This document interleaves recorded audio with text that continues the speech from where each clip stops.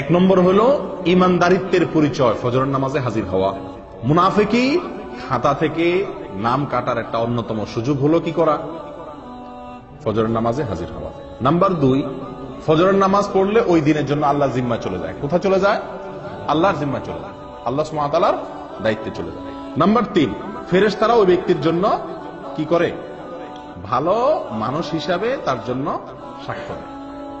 ওই ব্যক্তি যে ভালো মানুষ, সে সাক্ষ্য কে দেয়? ফেরেশতারা আল্লাহ সুবহানাহু ওয়া তাআলার কাছে দেয়। নাম্বার 4, ফজরের নামাজ যদি কেউ জামাতের সাথে আদায় করে, যদি কেউ ফজরের নামাজ পড়ে, তাহলে আল্লাহ সুবহানাহু ওয়া তাআলা তাকে সারা রাত জেগে নফল ইবাদত করার সওয়াব দেয়। নবী সাল্লাল্লাহু আলাইহি ওয়াসাল্লাম বলেছেন, এটি সহিহ মুসলিমে আসছে, ওসমান ইবনে আফফান রাদিয়াল্লাহু আনহু থেকে বর্ণিত, মান সাল্লাল ইশা ফি জামাআহ ফাকান্নামা সাল্লা নিসফাল লাইল ফাকান্নামা কামা নিসফাল লাইল ওয়া মান সাল্লাস সুবহা ফি জামাআহ ফাকান্নামা সাল্লাল লাইলা কুল্লাহু আও ফাকান্নামা কামাল লাইলা কুল্লাহু আও কামা। ভাই, যদি কেউ এশারের সালাত জামাতের সাথে আদায় করে, তো ওই ব্যক্তি অর্ধেক রাত দাঁড়িয়ে দাঁড়িয়ে নফল ইবাদত করলে, তাহাজ্জুদের নামাজ পড়লে যে সওয়াব পাইতো, সেই সওয়াব আল্লাহ সুবহানাহু ওয়া তাআলা তাকে দিবে। যদি এশার নামাজ কোথায় পড়ে? জামাতের সাথে মসজিদে হাজির হয়ে আদায় করে। আর যদি কেউ ফজরের নামাজ জামাতের সাথে আদায় করে, তো আল্লাহ সুবহানাহু ওয়া তাআলা তাকে সারা রাত দাঁড়িয়ে তাহাজ্জুদের নামাজ পড়ার, নফল নামাজ পড়ার, রাত জেগে সারা রাত জেগে নফল নামাজ পড়ার সওয়াব আল্লাহ তাআলা তাকে দান করবেন। আপনি শুধু এশার নামাজটা জামাতের সাথে পড়ে ঘুমায় যান, এরপরে উঠে ফজরের নামাজটা জামাতের সাথে পড়েন, বাস সারাটা রাত ঘুমাইলেন, অথচ আপনার আমল নামার ডিউটি লেখা হলো আপনি নফল আমল করছেন, নফল নামাজ পড়ছেন। বিনা ডিউটিতে বেতন পাওয়ার একটা সুযোগ। কোন নামাজ? ফজরের নামাজ। কয় নম্বর গেল?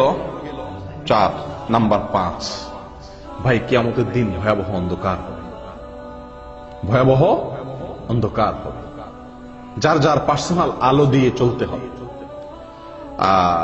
বিভিন্ন পরিবেশ, বিভিন্ন পরিস্থিতি কিয়ামতের ময়দানে তৈরি হবে। যারা যারা ফজরের নামাজ জামাতের সাথে পড়বে, ফজরের নামাজ পড়বে, মসজিদে এসে ফজরের নামাজ আদায় করবে, তাদের ব্যাপারে 5 নম্বর ফজিলতের বিষয় হলো কিয়ামতের দিন আল্লাহ সুবহানাহু ওয়া তাআলা তাদের জন্য ফকফকা উজ্জ্বল লাইটের ব্যবস্থা করবেন। কথা বুঝে আসছে ভাই? ঝাপসা আলো না, উজ্জ্বল আলোর ব্যবস্থা থাকবে। কাদের জন্য? ফজরের নামাজে যারা জামাতে উপস্থিত হয় তাদের জন্য।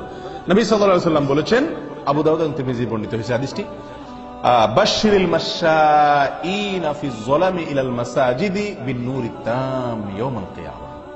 যারা পায়ে হেঁটে হেঁটে ভোরে ভোরে সূর্য ওঠার আগে অন্ধকারের মধ্যে, আলো আঁধারের মধ্যে যারা পায়ে হেঁটে হেঁটে মসজিদে আসে কষ্ট করে, সুসংবাদ দিয়ে দাও ওই সমস্ত আল্লাহর বান্দাদেরকে। কিসের সুসংবাদ দাও? বিন-নূরিত তাম ইয়াউমাল কিয়ামাহ, কিয়ামতের দিন পরিপূর্ণ আলোর আলো আল্লাহ সুবহানাহু ওয়া তাআলা তার জন্য দান করবেন। ওই ব্যক্তির জন্য আলোর ব্যবস্থা করবেন, পার্সোনাল আলো।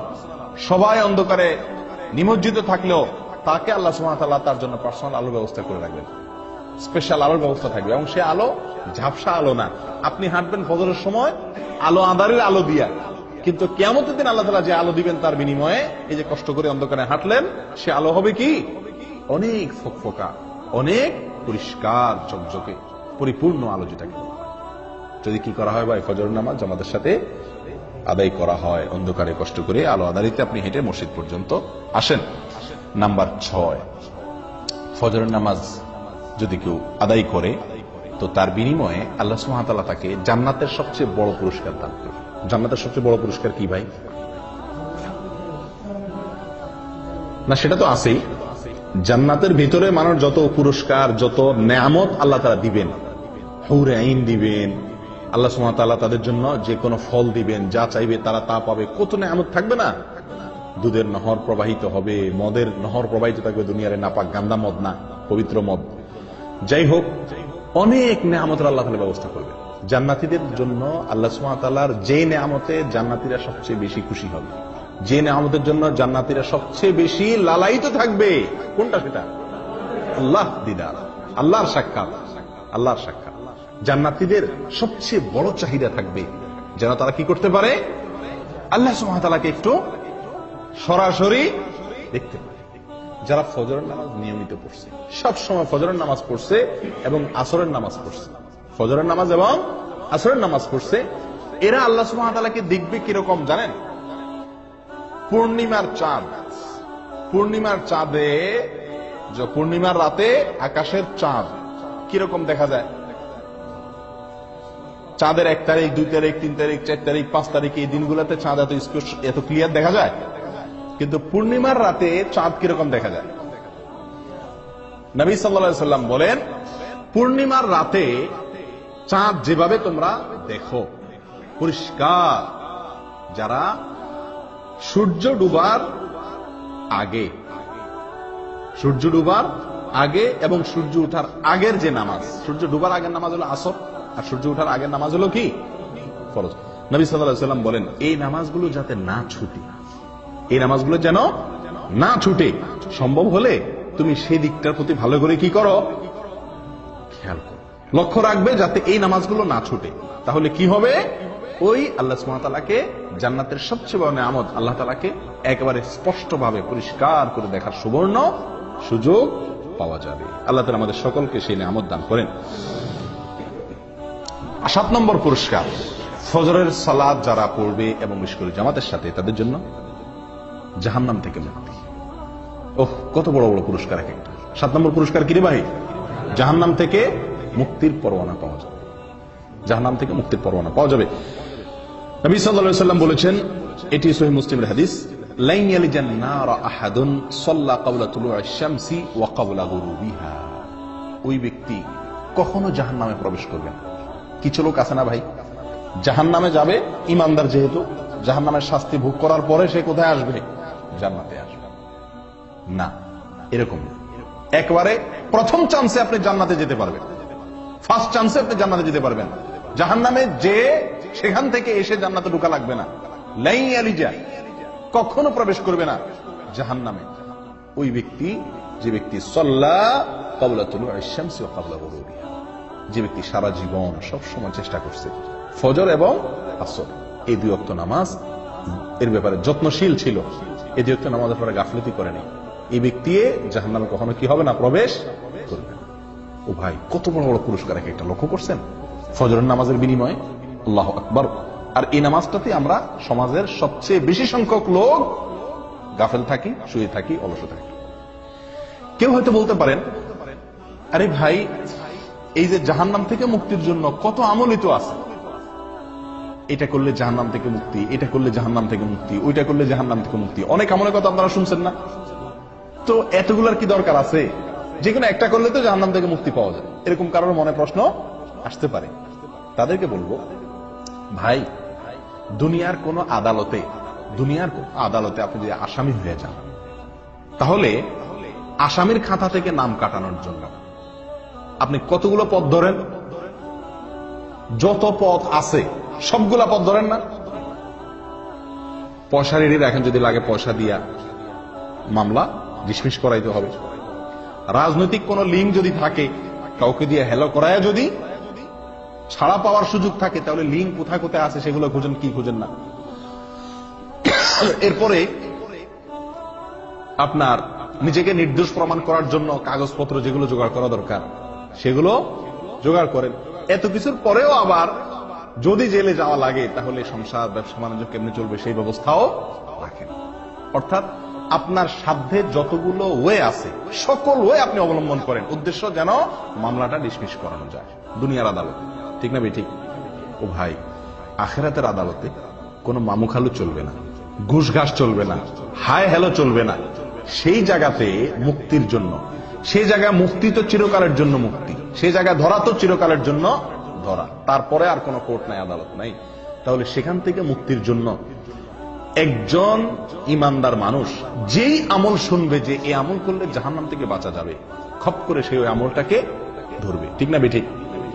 যে বিশ্বাস করবে জাহান্নামকে, সে তো একটা দুইটা ওই অবলম্বন করে এটা বলবে না, তুষ্ট হবে না যে ঠিক আছে তো জাহান্নাম থেকে বাঁচার জন্য যে একটা কাজ করছি তো, খালাস হয়েছে তো, এরকম করবে। বরং কারণ আমার সেটার মাধ্যমে যে আমি জাহান্নাম থেকে মুক্তি পাবো, আমার সে আমলটা যে সলিড হয়েছে, পিওর হয়েছে, আল্লাহর কাছে গ্রহণযোগ্য হয়েছে, তার কোনো গ্যারান্টি তো নাই। এজন্য যতগুলো ওয়ে আছে জাহান্নাম থেকে বাঁচার জন্য তার সবগুলো অবলম্বন করবে একজনই মাত্র। অতএব ফজরের নামাজে হাজির হওয়া, ফজরের নামাজ নিয়মিত পড়া, এটি জাহান্নাম থেকে মুক্তির একটি অন্যতম উপায়। এবং এখানে শব্দটি লাই ইয়ালিজান না, নবী সাল্লাল্লাহু আলাইহি ওয়াসাল্লাম বলেছেন লাই ইয়ালিজান না, কখনো জাহান্নামে প্রবেশ করবে না। আল্লাহু আকবার। তাহলে বোঝা যায় ফার্স্ট চান্সে সে কোথায় চলে যাবে? জান্নাতে চলে যাবে। আল্লাহ আমাদের সকলকে তৌফিক দান করেন। ভাই 8 নম্বর ফজিলত ফজরের নামাজের, ফজরের নামাজ সবচেয়ে ফজিলতপূর্ণ সালাত হওয়ার 8 নম্বর ফজিলত হলো নবী সাল্লাল্লাহু আলাইহি ওয়াসাল্লামের বরকতের দোয়া পাওয়া যাবে। কে কার দোয়া পাওয়া যাবে? নবী করিম সাল্লাল্লাহু আলাইহি ওয়াসাল্লামের বরকতের দোয়া আপনার জন্য বরাদ্দ হয়ে যাবে। ভাই আপনাকে যদি হারামের, মক্কার হারামের ইমাম সাহেব শেখ সুদাইস, শেখ সুরাইম, শেখ জুহানি, শেখ আলী আল হুজাইফি, ওনাদের মতো কেউ যদি আপনাকে খপ করে হাত ধরে কোন এক জায়গায় দেখা হইলো, বললো যে বাবা তোমার জন্য আমি আল্লাহর কাছে দোয়া করতেছি, আল্লাহ তুমি এর জীবনে বরকত দিও, আমাদের খুশির কোনো শেষ থাকবো?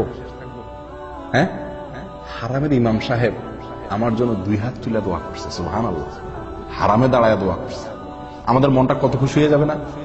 ও ভাই, কোথায় হারামের ইমাম? কোথায় হারামের ইমাম? স্বয়ং রাসূলুল্লাহ সাল্লাল্লাহু আলাইহি ওয়াসাল্লামের দোয়া আপনার জন্য অটোমেটিক বরাদ্দ হয়ে যাবে, আপনি পেয়ে যাবেন। কি করলে? ফজরের নামাজ আদায়। নবী সাল্লাল্লাহু আলাইহি ওয়াসাল্লাম দোয়া করছেন, আল্লাহুম্মা বারিক লি উম্মতি ফি বুকুরিহা, আল্লাহুম্মা বারিক লি উম্মতি ফি বুকুরিহা। হে আল্লাহ, আমার উম্মতের জন্য সকালের সময় আপনি বরকত দান করুন। আল্লাহুম্মা বারিক লি উম্মতি ফি বুকুরিহা। হে আল্লাহ, সকালের যে সময়, ভোরবেলা, এই সময়টাতে আমার উম্মতের জন্য আপনি বরকতের ফয়সালা, বরকতের বরাদ্দ করিয়ে। দোয়া করছেন কে? নবী সাল্লাল্লাহু আলাইহি ওয়াসাল্লাম। এই দোয়া সুনানে আবু দাউদে এবং মুসনাদে আহমদে বর্ণিত হয়েছে। ও ভাই, তাহলে ফজরের নামাজে যদি কেউ ঘুমে থাকে, সে কি নবী সাল্লাল্লাহু আলাইহি ওয়াসাল্লামের বরকতের ভাগী হবে? কেউ যদি ফজরের নামাজ জামাতের সাথে না পড়ে, সে কি বরকতের ভাগীদার হবে?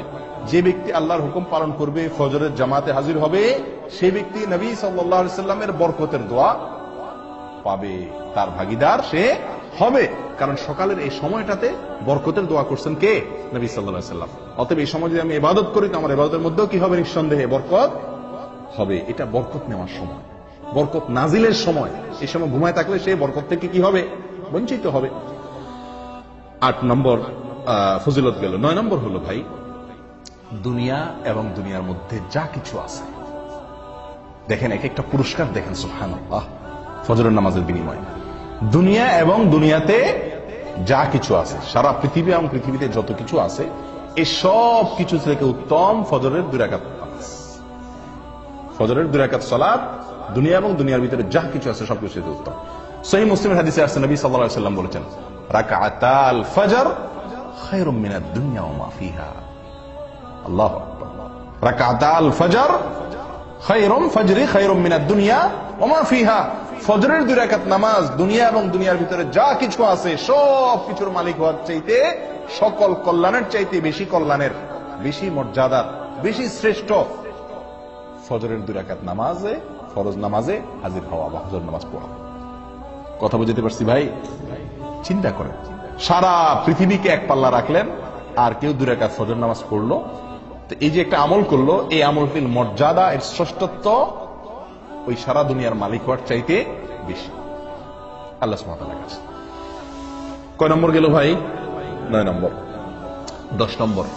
10 নম্বরটা হলো দুনিয়াবি। শেষের 3টাই দুনিয়াবি বলা যেতে পারে, দুনিয়াবি লাভ। প্রথম যে 3টা বলছিলাম সেগুলো হলো আখিরাতের লাভ, প্রথমগুলা। শেষের 3টা নবী সাল্লাল্লাহু আলাইহি ওয়াসাল্লামের বরকতের দোয়া সকালবেলা সময়টার জন্য। তারপরে যায় দুনিয়া এবং দুনিয়ার মধ্যে যা কিছু আছে সবচাইতে উত্তম হওয়া। 3 নম্বর হলো মানসিক প্রফুল্লতা অর্জন।